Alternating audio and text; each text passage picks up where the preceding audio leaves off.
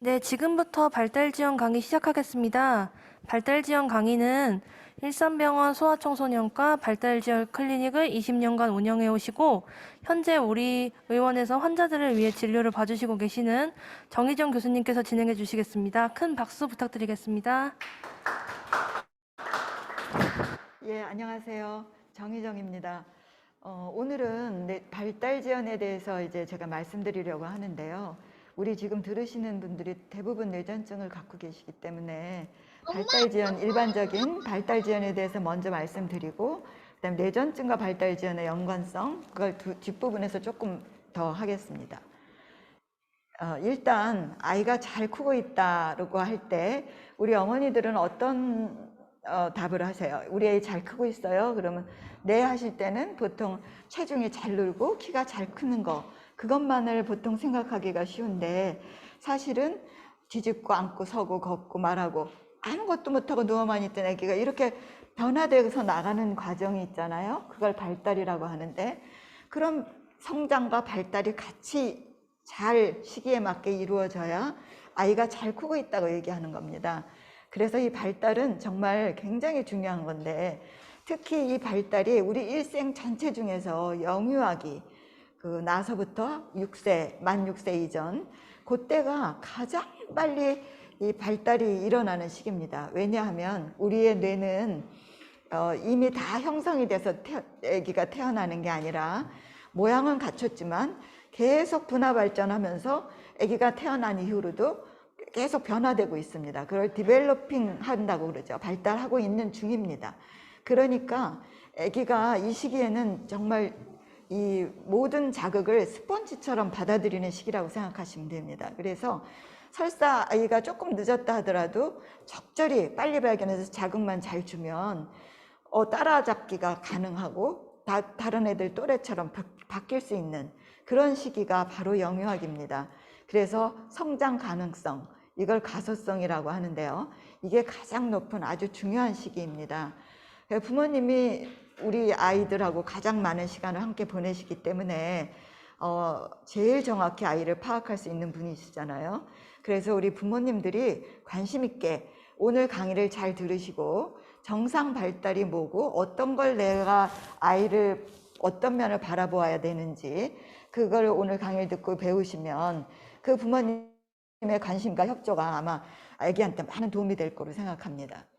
오늘 강의는 발달이 늦다는 게 뭐냐, 발달 지연하고 발달 장애는 뭐가 다르냐, 늦다는 것은 어떻게 확인할 수 있을까, 이제 그게 발달 산별 검사고요. 그리고 발달 산별 과정에서 부모님의 역할은 뭐냐, 이게 이제 제일 중요하겠죠. 그 다음에 발달 장애 종류에는 어떤 것들이 있는지, 그리고 어떤 치료를 받을 수 있는지, 그리고 마지막으로 뇌전증하고 발달 지연의 관계, 이렇게 말씀드리려고 합니다. 많죠? 빨리 진행하겠습니다. 발달 지연이다 하는 거는 제가 이 인디케이터가 없는데 이 곡선입니다. 분포인데요. 가운데가 평균이거든요. 그러면 그 평균에서 1 스탠다드 데비에이션, 1 표준 편차 양옆에 25에서 75까지가 정상인 거죠. 보통 사람들이 얘기하는. 이 표준 편차 2.75에서 93.25, 거기까지가 이제 이 표준 편차인데, 그래서 2.75% 이하면 정말 하위 3% 미만이잖아요. 그러니까 진짜 많이 심각하게 늦는 거거든요. 그리고 빠른 거는 좋으니까 발달에서는 더 75% 이상 93.75% 뭐 이렇게 돼도 이거는 나쁜 게 아니니까 이거를 다 정상이라고 하고, 이 2.75% 미만을 비정상, 심각한 지연을 얘기합니다. 그래서 우리가 기대보다, 그러니까 평균보다 떨어지는 건 다 지연이지만 심각하게 늦는 게 이게 이제 심각한 지연이고, 그게 발달 장애라는 거는 심각한 지연이 계속되는 거. 그래서 보통은 언어 같은 건 6개월 치료를 하고 나서도 같은 상태가 되면 우리가 언어 지연에서 언어 장애라고 이렇게 진단을 할 수 있습니다. 근데 이제 이런 그래프를 다 그릴 수 없으니까 우리가 발달 지수라는 걸 내면 금방 아기가 어느 수준인지 알 수 있습니다. 실제 연령분의 아기 발달 연령 곱하기 100인데요. 24개월짜리가 만약에 5개월 기능밖에 못한다고 칩시다. 그러면 24분의 15니까 8분의 5, 그러니까 8로 나누면 60 몇이잖아요. 그러면은 70 이하가 발달 지연 이거든요. 그래서 아기는 발달 지연이다 이렇게 얘기하는 거예요. 85 이상은 정상, 84와 70 사이를 우리가 경계선 이렇게 얘기합니다. 그래서 70 이하 이렇게 될 때 발달 지연이라는 말을 쓸 수가 있어요. 그러니까 그냥 평균보다 늦은 것만은 지연이 아니라 발달해서 우리가 늦다고 얘기하는 건 심각하게 늦는 거고 하위 2.75% 미만이기 때문에 이걸 심각한 지연을 발달 지연이라고 합니다. 그러면 이 늦다는 건 어떻게 확인할 수 있을까요? 발달 선별 검사라는 걸 통해서 할 수 있습니다. 우리나라에서는 한국 영유아 발달 선별 검사라고 KDST라는 거가 있는데요. 우리나라 아기들한테 맞게 개발된 겁니다. 그래서 아기가 잘 발달하고 있는지 검사해서 문제가 있다고 생각되는 아이를 찾아내서 더 정확한 평가를 하기 위한 검사가 선별 검사입니다. 이게 진단이 아니에요.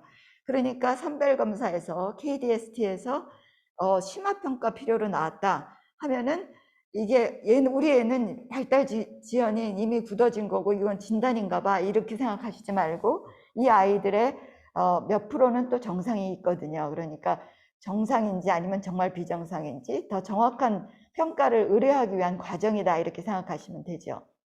그럼 대상은 71개월까지, 그러니까 6세 미만이면 5세 11개월이잖아요. 그래서 71개월까지의 영유아는 모두 발달 선별 검사의 대상이지만 더 세심한 관심이 필요하고 우선적으로 이 검사를 해야 될 아이들이 또래보다 늦거나 뭔지 의심이 되는 장애가, 그리고 과거력이나 출생력상에 어떤 리스크 팩터가 있는 애들이에요. 뭐 미스가였다든가 아니면 난산을 했다든가 또 어린이집 선생님한테 손길이 너무 많이 필요하고 관심도 많이 줘야 되는, 혼자서 할 수 없는 이런 아이들은 더 많이 발달 선별 검사가 필요합니다.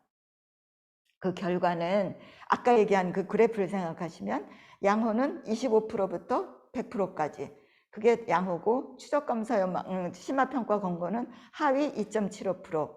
그래서 늦는 걸 의심하는 단계죠. 이때는. 근데 이때는 75% 정도는 실제로 늦지만 25% 정도는 정상일 수도 있답니다. 그래서 발달 전문가의 평가가 필요한 거고요. 그 사이의 경계선은 추적검사 요망이라고 해서 일정한 뭐 2달이나 석 달 후에 다시 한번 검사를 해봐서 그때도 늦으면 심화평가 권고를 내리는 그런 중간 단계가 추적검사 요망입니다. 그래서 이거 아까 얘기한 대로 25% 이상 양호, 2.75% 미만 심화평가, 추적검사 요망 이렇게 되는 거죠. 그러면 발달이 늦은 아이는 왜 빨리 발견해야 할까요? 아까 제가 잠깐 얘기하기도 했는데 이런 아이들 실제로 경험하신 적이 있으실 거예요. 운동 발달이 좀 늦는 것 같긴 한데 말이 늦는가? 아니면 애가 너무 소극적이고 적응이 늦어. 또래하고 어울리지 못하는 것 같은데 너무 산만한 거 아니야? 이런 생각이 부모님한테 든다면 정말 더 빨리 선별검사를 해야 됩니다. 왜냐하면 이런 경우에는 장애를 실제로 갖고 있거나 적절한 도움을 주지 않으면 더 심각하게 늦어질 소질이 다분히 있기 때문이죠. 그래서 아까 잠깐 설명드렸듯이 영유아기는 발달 과정에서 가장 중요한 시기다. 왜냐하면 가장 급격히 속도가 가장 빨리 일생 중에 발달을 일어나는 시기이기 때문에 결정적 시기라고 얘기합니다. 그래서 이때의 성장 가능성, 가소성이라고 하는데요. 그게 가장 높은 시기라서 빨리 발견해서 조기에 적절한 교육과 치료를 하면 아기가 발달이 촉진돼서 발달 가능성, 가속성을 최대화할 수 있고 더 심한 장애로 가는 걸 막을 수 있거나 장애가 어쩔 수 없이 생겼다 하더라도 그걸 최소화할 수 있기 때문입니다. 이걸 도표로 그려보면 부모님이 빨리 발견하면 빨리 선별검사를 해서 어떤 치료를 할지를 결정하고 그걸 함으로써 정상 성장 발달을 이루어내고 장애가 혹시 남더라도 그걸 아주 최소화하는 이런 게 조기 발견의 필요성입니다. 그럼 이런 검사는 언제 어디서 할 수 있을까요? 시기는 아까도 얘기했지만 디벨로핑 브레인이라고 했죠. 발달하고 있어요. 뇌는 계속. 그렇기 때문에 이거를 한 번 했다고, 돌 때 잘 걸었다고, 두 돌 때 말을 잘한다, 이런 거 아무도 예측할 수가 없죠. 그러니까 반복적, 주기적으로 해야 됩니다. 이 선별검사는. 그래서 보통 1년에 한 번이 적합하지만 1세 미만에서는 2번도 필요할 수도 있죠. 그리고 그래서 국가에서 하는 영유아 건강검진에서는 발달평가를 9개월 검진부터 해서 1년에 한 번씩 총 6번에 걸쳐서 매년 해주고 있습니다. 그래서 이것만 1년에 한 번씩 받아도 우리가 늦다는 걸 빨리 발견할 수 있으니까 어머니들이 꼭 놓치지 말고 영유아 검진을 받으시면 되고요. 이걸 하는 기관은 어디냐? 영유아 검진을 하는 병원, 소아과겠죠, 대부분이. 그리고 특수교육지원센터, 지방교육청에서 운영 중인 180개의 지방 특수교육지원센터가 있답니다. 그리고 장애인 복지관, 그리고 영유아 교육치료기관에서 다 이 검사를 할 수 있습니다. 그래서 발달이 심화평가 필요로 나왔어요. 그러면 이제 문제가 있다는 거니까 심층적인 진단하는 게 필요하다는 뜻이거든요. 그래서 보통은 소아신경과, 소아재활의학과, 소아정신과, 이 세 과 중에 한 과를 가시는 게 보통이지만 병원에 따라서는 제가 있던 일산병원 같은 데도 발달지원 클리닉이라고 해서 세 전문의가 한꺼번에 같이 진료를 하는 그런 클리닉이 있습니다. 통합 클리닉이라고 하는데, 이렇게 보면 자기 전공만 보는 게 아니니까 훨씬 더 포괄적으로 진단할 수가 있겠죠. 그래서 여기가 더 바람직하고, 그때 이제 의사가 진찰을 하고 플러스 표준화된 검사를 해서 평가를 합니다. 그때 하는 검사는 베일리 발달 검사, 웩슬러 지능 검사, 정서 행동 평가, 또 같은 신경 인지 검사들을 하게 되죠, 보통. 그래서 이 아이가 장애가 있는지 없는지, 그리고 어느 부분에 문제가 있는지, 그 유형은 어떤 건지, 이런 것들을 다 평가해 줄 수 있습니다. 이게 이제 발달적 진단을, 심층적 진단 검사가 필요한 거고, 두 번째는 원인적 진단 검사도 같이 필요합니다. 왜 이렇게 늦게 됐는지. 그래서 그 부분은 조금 이따 다시 더 얘기 드리고요. 그렇게 해서 아까 장애가 있다고 판정이 되면 장애 등록을 해야 되는데, 그때 이제 의사가 장애 진단서를 내주면 주민센터에 가서 장애 등록을 하게 됩니다. 그리고 이제 교육을 무료로 하는 특수교육 대상자를 선정하는데, 이때 이제 교육청에서 하는 특수교육운영위원회에서 이거 진단평가를 갖고 이제 자기네가 선정을 하는 거거든요. 그렇게 해서 우리가 이런 과정을 거쳐서 아기를 치료도 하고 교육도 해야 됩니다. 그러면 이 부모님은 이런 선별 과정에서 어떤 역할을 하고 무엇을 해야 될까요? 크게 4가지입니다. 첫째, 정상 발달에 대해서 잘 알아두셔야 해요. 이 발달에는 5가지 영역이 있다.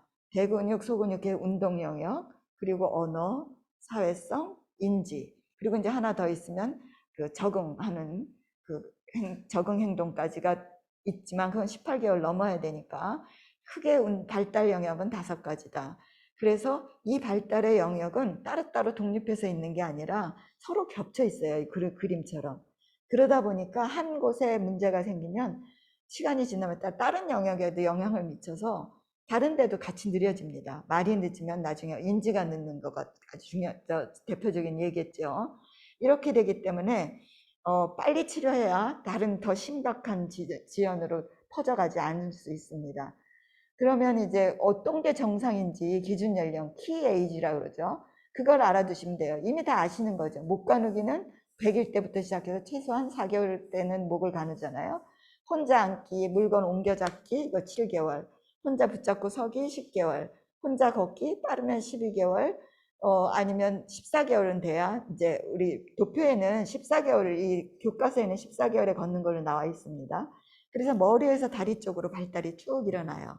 그런데 운동 발달이죠. 그래서 그림에 있듯이 가만히 누워있던 애가 뒤집고 앉고 서고 걷고 이렇게 되고, 언어 발달은 옹알이 하다가 안 돼 하는 이런 제스처를 먼저 이해합니다. 수용 언어가 먼저고 포인팅을 하고 9개월에, 12개월에 빠이빠이 하고 엄마 아빠 외의 단어 하나를 시작을 하면 18개월에는 단어가 폭발적으로 늘어나고 18개월에서 24개월에 2단어 연결을 하고 24에서 36개월에 3단어 연결, 이런 게 이제 정상적인 발달이죠.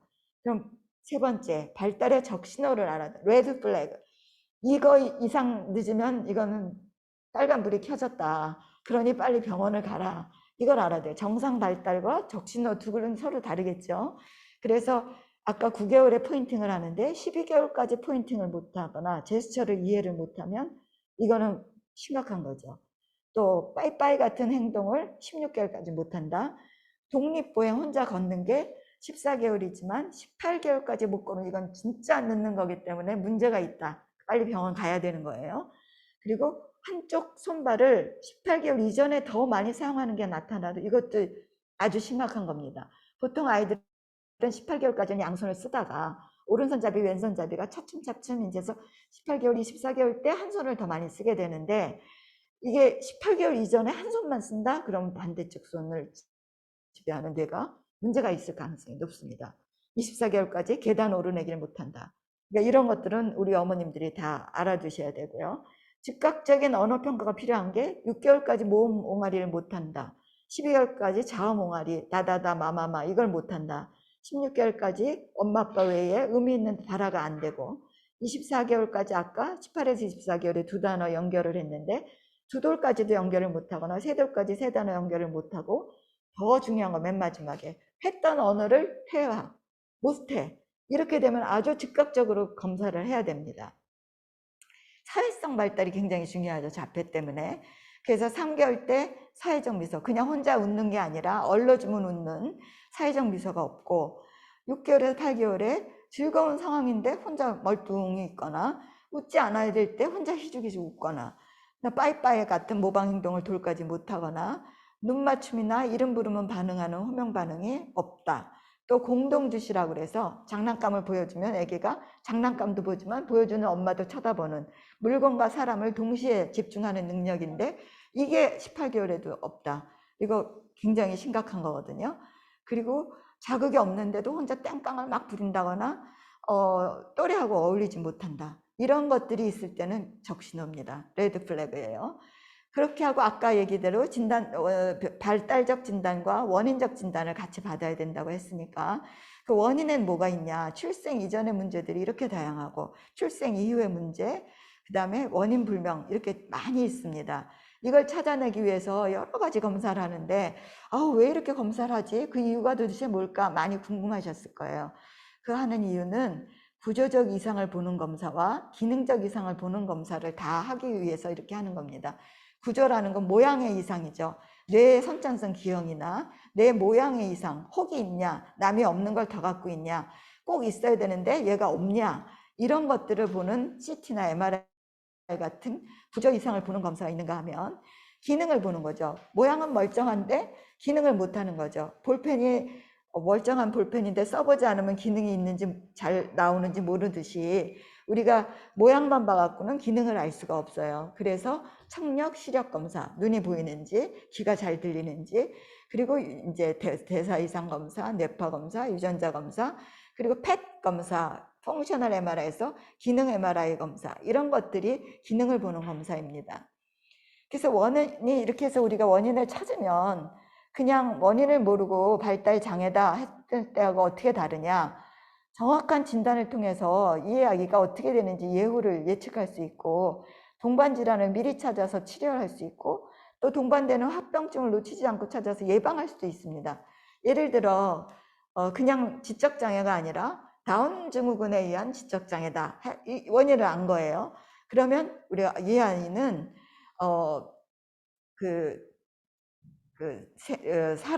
몇 살까지 살 수 있을까? 이 아이의 지능은 얼마나 될까? 이런 것들을 우리가 물론 조금씩 다르지만 다운 정도면 경도의 지적장애니까 보통은 초등학교 6학년 수준의 지능을 갖고 그 다음에 이 생명은 그냥 그래도 거의 어른들 사는 수준까지는 살 수 있지만 조금 일찍 사망하겠지만 그리고 동반질환, 신장 기형이 많이 동반되니까 이거를 찾아낼 수 있고요. 합병증 보통은 뭐 고관절의 문제라든가 여기 경추의 문제 아니면 더 나아가서 행동이나 정서의 문제가 같이 따라올 수 있습니다. 그래서 이런 것들을 나이에서 몇 살 때 이런 게 생긴다. 그리고 너무나 키가 안 크거든요. 저신장증. 그럼 몇 살이 되면 저신장인지 체크하고 있으면 빨리 성장 호르몬을 주고 이런 식으로 앞서가면서 합병증을 찾아내는 거죠. 그렇게 했을 때 그냥 넉넉히 물리치료, 언어치료만 하고 있는 거하고는 아기의 그 치료가 차원이 다르겠죠. 맞춤형 치료가 되는 거거든요. 그래서 최대한 원인은 찾을 수 있을 때까지 찾아라. 이게 이제 제가 말씀드리는 거고요. 이렇게 해야 맞춤형 치료가 가능합니다. 그럼 도대체 발달장애는 뭐가 있냐? 어머니들이 알아듣기 쉽게 나이별로 언제 발달장애가 우리가 진단이 되는지를 하면 알아듣기가 쉬울 것 같아요. 애가 처음 태어나서 못 움직이고 누워만 있다가 이제 운동 발달이 시작되면 뒤집고 앉고 서고 걷고 하는 운동 발달이 돌까지 일어나죠. 두 돌부터는 보통은 언어가 일어나고 그 다음에 사회성 발달이 3살부터 일어나고 학교 가서는 공부를 해야 됩니다. 이거에 맞춰서 1세까지는 운동 발달에 문제 있는 뇌성마비 이때 진단이 되고 그 다음에 중증 시각장애, 청각장애가 이때 진단. 왜냐하면 너무 심하니까 우리가 알아요. 미리 태어나자마자. 근데 2세가 되면 이제 언어 문제가 있는 거를 찾아낼 수 있고요. 발달성 언어장애. 그리고 아주 경증의 시각, 청각장애는 2살 넘어야 좀 알 수 있습니다. 그 다음에 3살부터는 언어와 운동이 둘 다 늦어요. 하나만 늦는 게 아니라 그걸 전반적 발달 지연이라고 하고, 여기 잘못 써 있네. 지연인데 장애로. 전반적 발달 지연이라고 하고, 이것은 이제 GDD라고 해서 결국은 지능검사를 할 나이까지 5세까지 갔을 때 지능검사하면 대부분이 나중에 지적장애로 갑니다. 한 7, 80%가. 그래서 이제 그 전 단계가 전반적 발달 지연인데 운동과 언어가 같이 늦는 거, 혹은 운동만 늦는 게 아니라 미세한 운동이 늦는 거, 이거. 그리고 자폐장애, 지적장애가 이때 발견이 되고요. 5세 이후 6세부터는 ADHD나 학습장애 이런 것들이 나타날 수 있고 우리가 진단할 수 있습니다. 그러면 발달 지연 있는 아이의 치료는 어떻게 하느냐? 운동이 늦으면 물리치료, 그 다음에 조금 더 미세 운동은 작업치료를 하고, 언어가 늦으면 언어치료, 그리고 이제 사회성이 있으면 사회성 증진, 상호작용 증진, 놀이치료, 그 다음에 감각에 문제가 있어요. 자폐라서. 그럼 감각통합치료, 인지교정치료, 학습치료, 행동수정치료. 이게 흔히들 많이 하는 치료입니다. 이거는 이제 그 에비던스가 있는 치료고요. 미술치료나 음악치료는 아직 에비던스는 많지 않지만 어머니들이 많이 하는 치료죠. 그래서 이렇게 해서 치료를 하는데 이것뿐만 아니라 더 중요한 게 적응기술 훈련, 사회성 증진 훈련, 직업 훈련, 그리고 부모 교육입니다. 이게 무슨 말이냐면 아기가 모자라는 부분을 보충해주는 치료는 당연히 필요하지만 결국 나중에 아기가 이제 지적장애라고 진단을 받았다고 합시다. 전반적 발달 지연에서. 그랬을 때 그 인지 자체는 별로 변화가 안 돼요. 아무리 치료를 해도.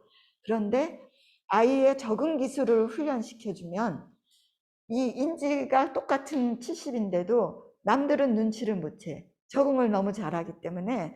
그래서 얘가 살아가는데 훨씬 편하거든요.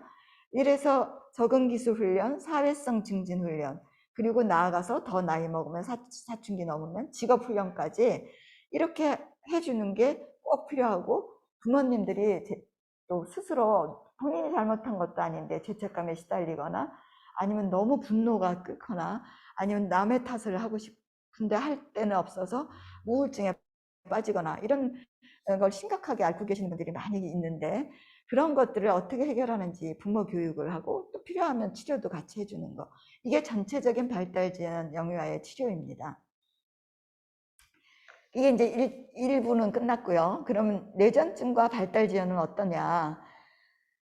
보통 잘 조절되는 뇌전증, 그러니까 경련 발작의 약을 먹고 나서 없어요. 그러면 발달에 별 문제를 일으키지 않습니다. 근데 우리가 걱정하는 뇌전증은 이제 난치성이잖아요. 그거는 너무너무 자주 경련이 발생을 하고, 그러다 보니까 뇌파 검사를 해도 그 이상파가 너무 심각하고, 그게 그냥 어쩌다 한 번씩 나오는 게 아니라 쉬지 않고 나오는 경우도 있거든요.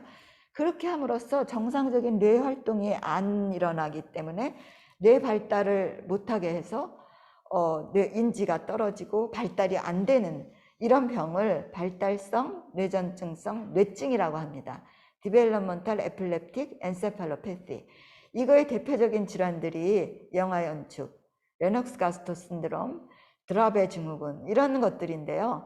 이런 병은 보통 태어나서 뭐 한 5, 6, 7개월까지 정상 발달하는 것 같았어요. 뒤집고 앉으려고기도 하고 하다가 갑자기 경기를 하면서부터 발달이 멈추거나 오히려 퇴화를 합니다.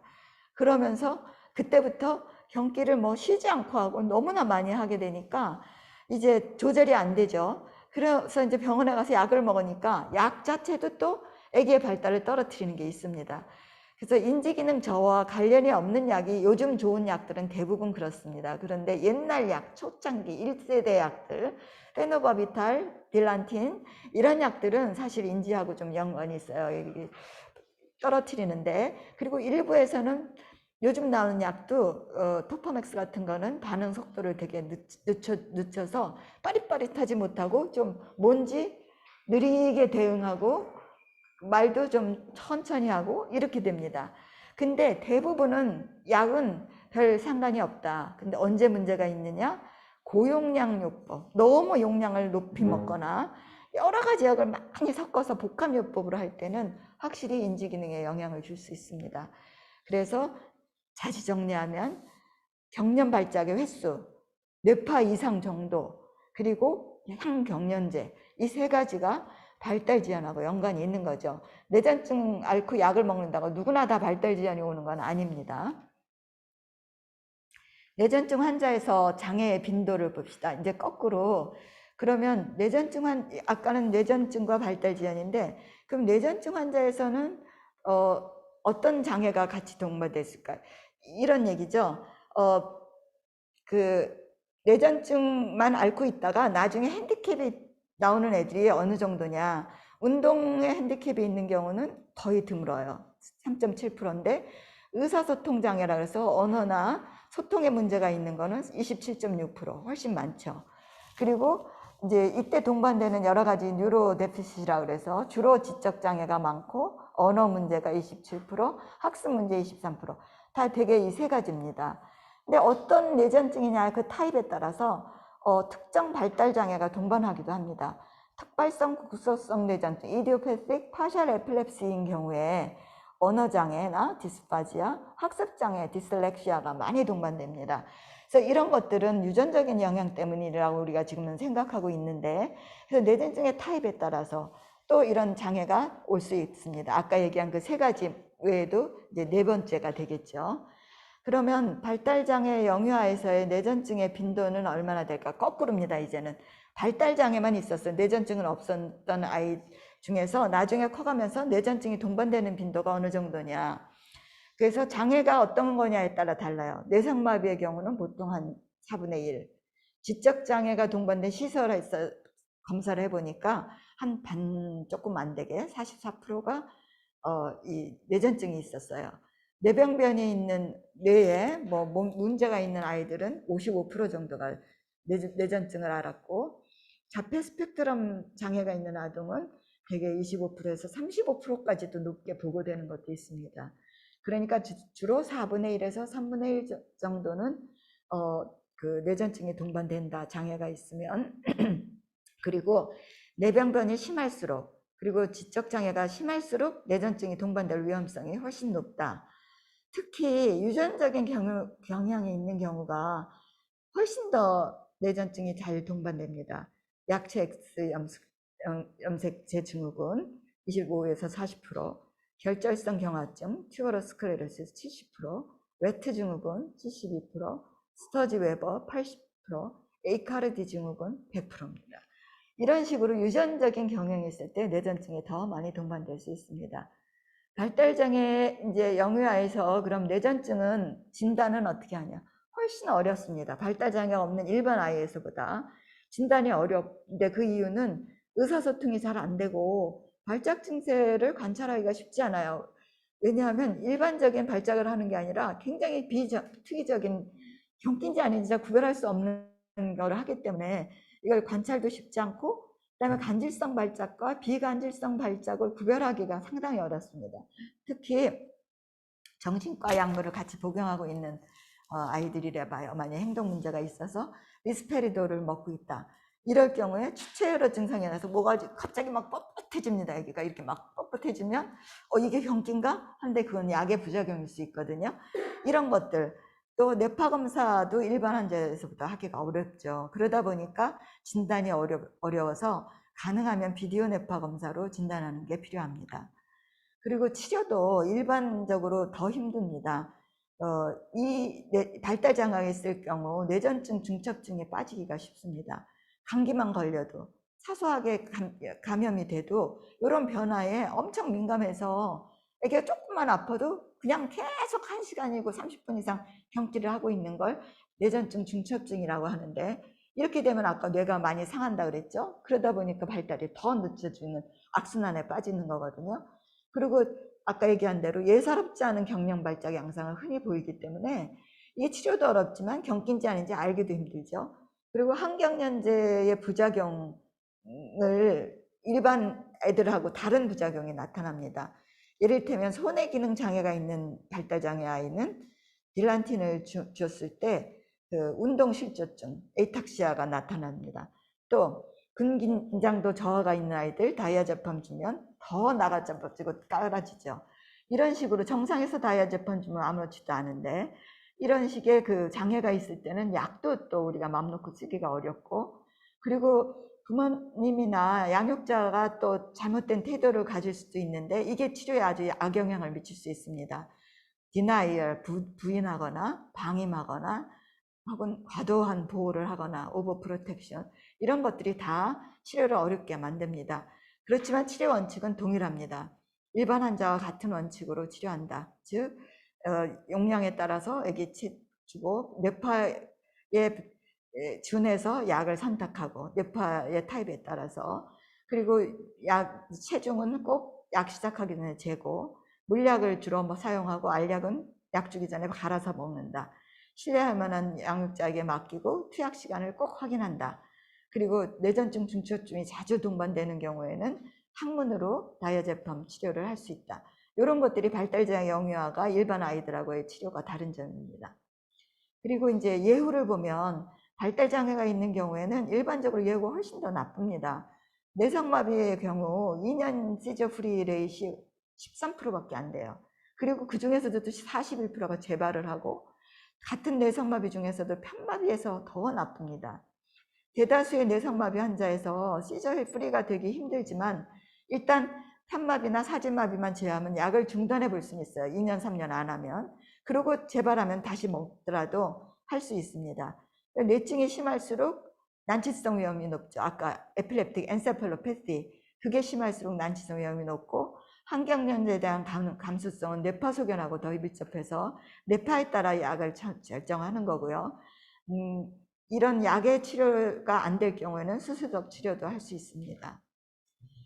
그래서 결론적으로 영유아기의 발달 평가는 반복적, 주기적으로 이루어져야 되고, 정확한 평가가 조기에 이루어지는 게 굉장히 중요한데, 그걸 발달을 제대로 크는지 알려면 아까 얘기한 발달 선별 감사를 통해서 더 심화 평가가 필요한 아이들을 추려내고, 그 아이들에서 조기에 2가지 진단을 해야죠. 정확한 발달적 진단과 원인적 진단을 합니다. 그래서 발달적 진단이라는 건 지금 우리 아이가 어느 영역이 지연이 돼 있냐, 운동이냐, 언어냐, 사회성이냐, 인지냐, 이거를 확실하게 진단을 하고, 그 뒤떨어진 영역에 대해서 최대한 빨리 그 영역의 맞춤형 치료를 시작하면 우리가 발달평가의 최종 목표가 아까 그래프에서 봤죠? 정상 발달을 최대한 유도하고, 그게 안 될 경우 장애가 생기더라도 그걸 최소화하는, 이게 우리의 목표니까 이걸 해서 가는 게, 영역이 늦는 영역을 치료하는 게 한 가지가 있다면, 원인적 진단을 해서 원인을 찾아서, 그리고 많은 검사를 하는 거는 어쩔 수가 없으니까 그걸 찾아서 합병증도 미리 찾아내고 또 부작용도 예방할 수 있습니다. 그리고 발달장애 영유아에서는 일반적으로 뇌전증의 진단과 치료가 더 힘들고 예후도 더 나쁜 편이다. 이렇게 아시면 됩니다.